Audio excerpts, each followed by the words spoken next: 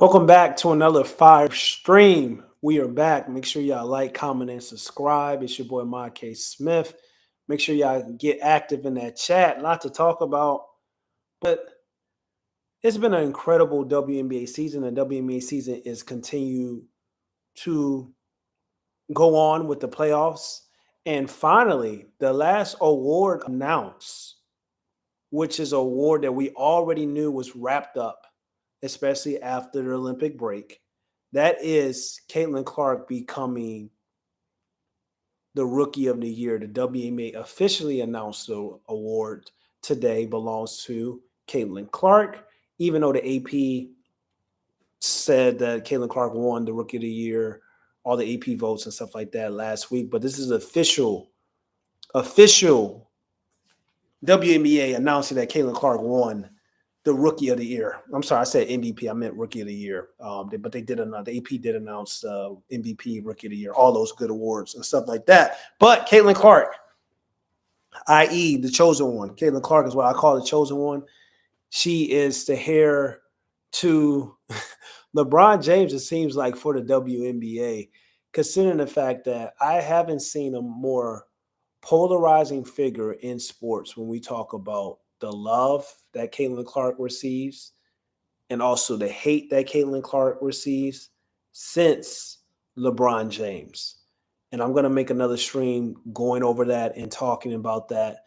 But Caitlin Clark had a phenomenal rookie season. You can make a legitimate case that Caitlin Clark had the greatest WNBA rookie season of all time.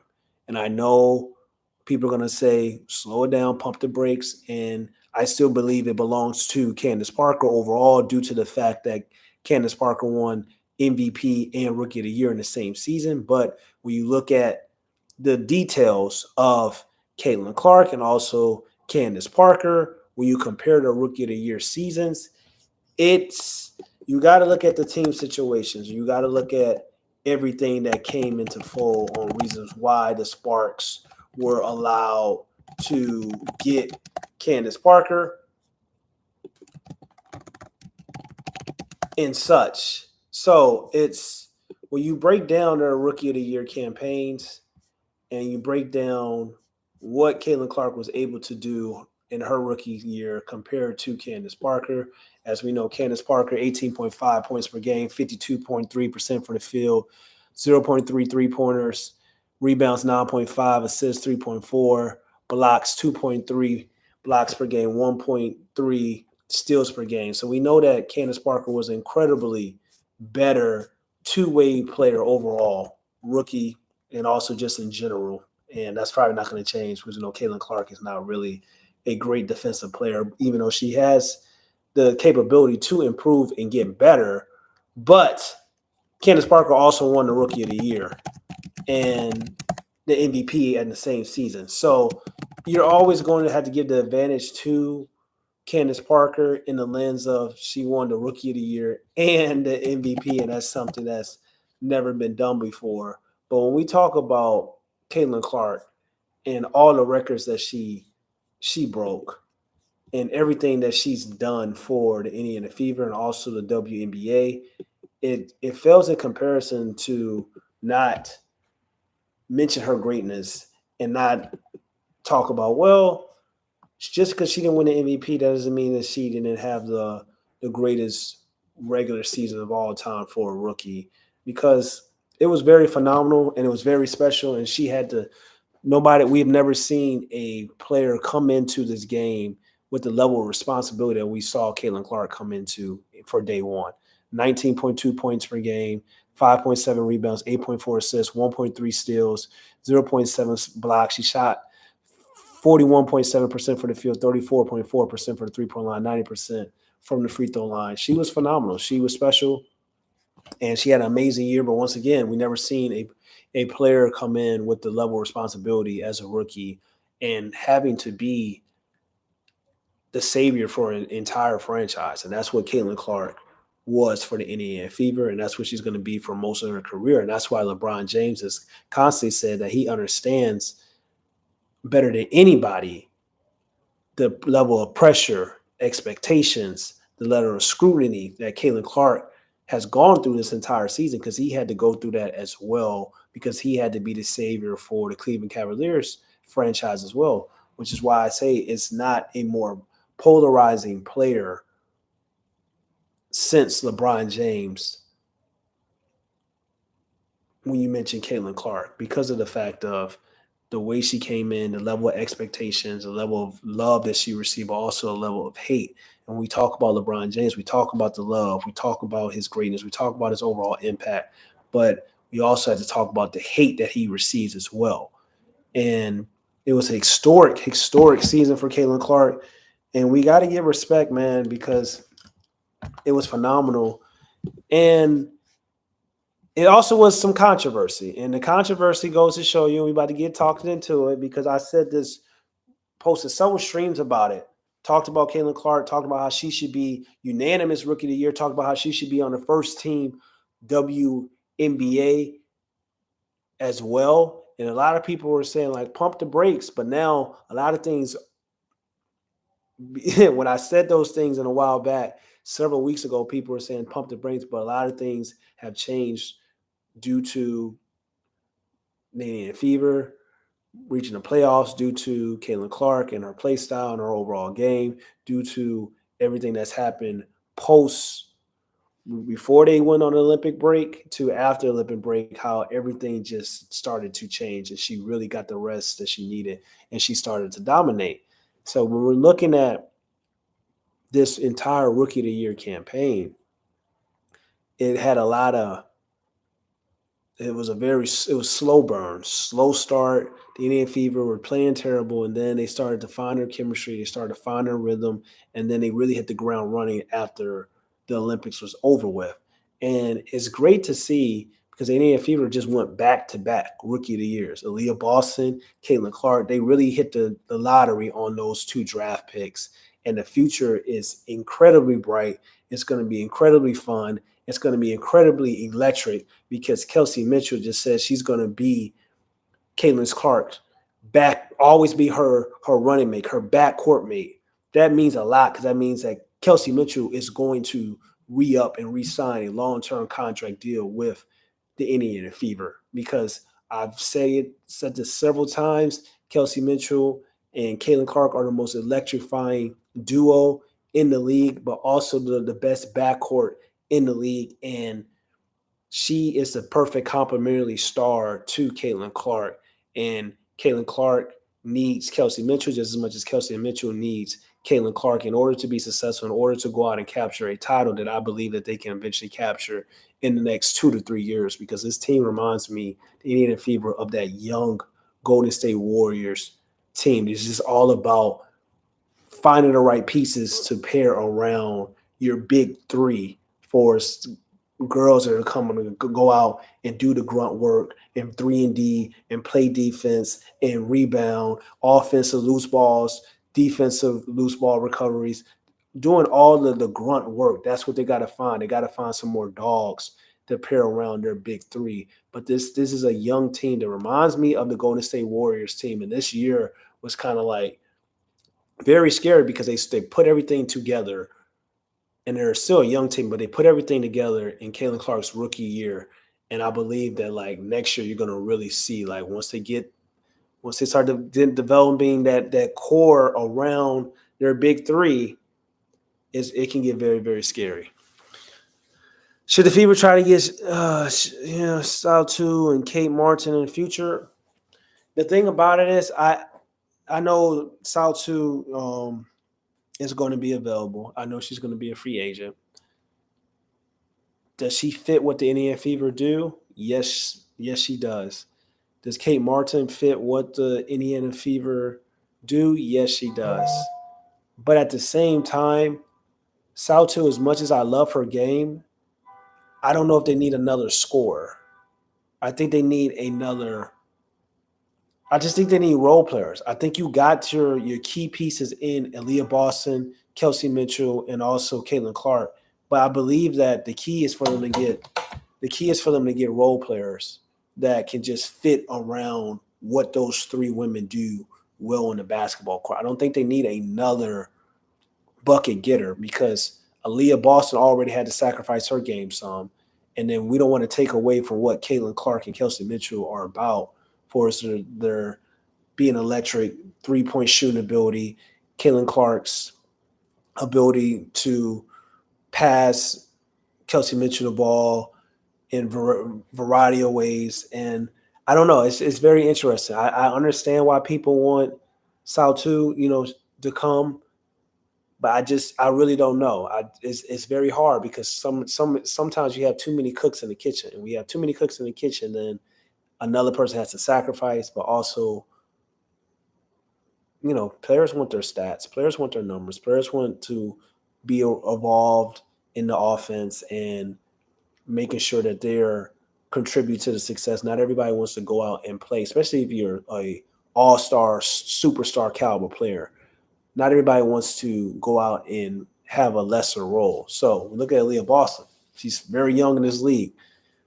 She's already had to kind of have a lesser role this year due to the emergence of Caitlin Clark.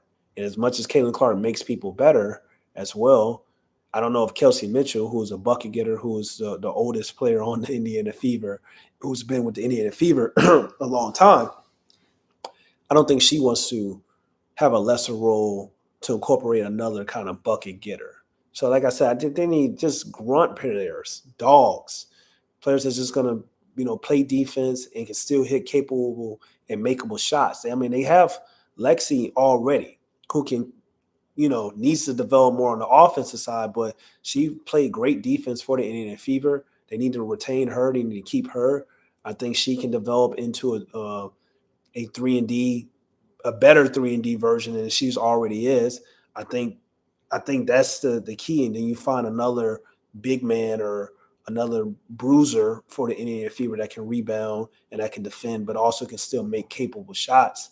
I think, yeah, it's you got to find some you got to build this roster around the core three, but you don't want to do that and making those ladies, those three, sacrifice what they're good at, what they're great at. So that's the key for the Indiana Fever in their future. And we look at Caitlin Clark and we look at this team and we look at Caitlin Clark winning the Rookie of the Year. She has 66 out of 67 votes. And I told people that it wasn't going to be unanimous because there was going to be one person that was going to vote Angel Reese as a Rookie of the Year. And my prediction, unfortunately, came true, even though we all know that Caitlin Clark was not only the Rookie of the Year, she finished top 4 in MVP voting. So her not being unanimous is, it's distasteful, but also was distasteful when LeBron James didn't but win a Defensive Player of the Year award, or when LeBron James didn't become a unanimous MVP. So Caitlin Clark and LeBron James have a lot of similarities to just the love that they receive, but also the hate that they receive. Because once again, I believe that Caitlin Clark is the most polarizing figure for the game of basketball since LeBron James. Due to I've never seen a player that has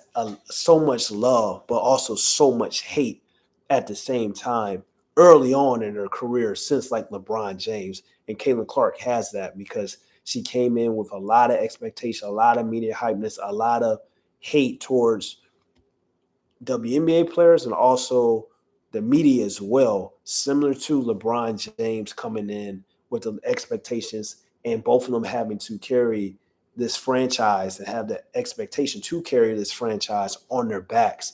That's why when I call Caitlin Clark the chosen one of the WNBA, it's due to her game, it's due to her popularity, it's due to her record-breaking ability, similar to LeBron James coming in as well. They're both generators. Caitlin Clark is already the greatest generator the WNBA game has seen as a rookie. LeBron James is arguably the greatest generator the NBA has seen as well. So it's them comparisons are there, man. But shout out to Indiana Fever, shout out to Caitlin Clark, and I love how their teammates were really kind of giving her the love and the credit that she deserves. And it shows you how tight that group is and how tight they became because they weren't like that in the beginning of the season. And it just shows to show you that Caitlin Clark, and I'm going to talk about another stream about some of the things that Caitlin Clark needs to improve on, but it just goes to show you that It's not how you start, it's how you finish. And the Indiana Fever finished very, very strong. And they were able to go out and do some very, very great things.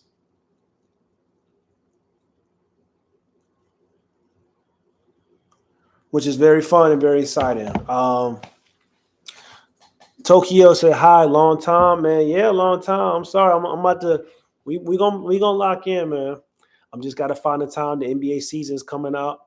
I've been talking to a couple streams on the NBA as well, but the NBA season is on the horizon. We got preseason basketball games starting very, very soon. I think is it tomorrow or Monday? But preseason games starting very soon. I'm gonna see if I can do a breakdown of every team or maybe the top teams in the NBA, and kind of my prediction and kind of breaking down each team, whether they're a pretender or a contender or in betweener. How about that? For this up and coming NBA season, I've been loving all the media day stuff. I've been loving the pictures. I've been loving the conversations. I've been loving kind of like the hypeness that the NBA fan base is getting, and also just NBA fans in general, for it's like all the narratives and all the stories and the questions that the journalists and the media members are asking the teams and the players and stuff like that. It's going to be a very exciting, very fun, very fresh year for the NBA. And it's a very historic year for the NBA as well, because every time you get to witness some of the goats in the game, LeBron James, Kevin Durant, Stephen Curry play, is always great because we don't know how long these players have. That's why the Olympics was so fire and was so fun and so fresh. And it's going to be exciting. We're going to continue to be talking about the WNBA as well. Even though Caitlin Clark, we probably won't see her play until next year, which is a very long time. But when you sign a Nike deal, when you sign a Nike shoe deal, you don't have to go overseas like some of the other WNBA players to get that check. But Caitlin Clark also was on the all rookie team. We got Caitlin Clark, we got Enrique Jackson, we got Angel Reeves, we got Cardoso, like, oh, we got Lonnie. So it was great. Caitlin Clark, and it's funny though. The last thing I'm gonna say before I get up out of here, it's very interesting that when you look at the Nike kind of like thread that they made, and it was talking about like all her records that she broken. And it was the first time Nike made a tweet about Caitlin Clark since April, I believe. And then another tweet came out, the AP Associated Press, talking about how Nike's quarterly sales and profits slump as the shoppers, are tired of some of the demands of its products, and it's not really giving what it's used to give when we talk about Nike. And then we had Nike come out and basically tweet about Caitlin Clark once again for the first time and congratulate on her success for the first time since April. And the ad was, is there a rookie record for rookie records? Meaning that another reason why we have to talk about Caitlin Clark is she broke almost every rookie record there was to break. And it was historic. And then Caitlin Clark and Nike they dropped I think this is real. They dropped a Nike ad, and not a Nike ad, a shirt, and it sold out in minutes. And then they made a tweet talking about how the app crashed of Nike. And then it was a tweet earlier talking about the lack of products or their quarterly sales diminishing. And it's just like, well, we have Caitlin Clark, who, once again, I feel like is the most polarizing basketball player since LeBron James, and we're not dropping any gear, we're not dropping any merch.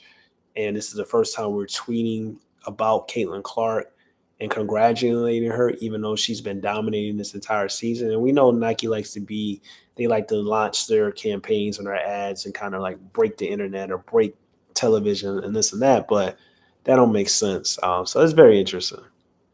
Aaliyah Boston got her shoes before Caitlin did. They just continue to phone them back. Yeah, it's very questionable. a lot of the marketing for is the WNBA, a lot of the marketing for is just around Caitlin Clark, for it's like Nike being the biggest, sports brand for apparel in the history of apparel, for his shoes, for his clothes and stuff, like for sports apparel. It's Nike, it's everybody else, and it's always been that way. But we really haven't gotten a lot from Nike with Caitlin Clark, and it just doesn't make sense. And we got to talking about a player that's breaking records in attendance, merchandise sales, and fanatics, and things of that nature. But we're not getting this from Nike. And literally, when they dropped a shirt, it broke the app. And they made a tweet talking about refresh the app, close it out, and then go back in. But it just shows you that, like, her impact, her draw, everything that she's bringing to the WNBA game is very, very different, man. Like, it's really different, really, really different. But it's your boy, Mark K. Smith. Make sure you like, comment, and subscribe, man. I'm gone, and we out here. Appreciate everybody hopping on the stream.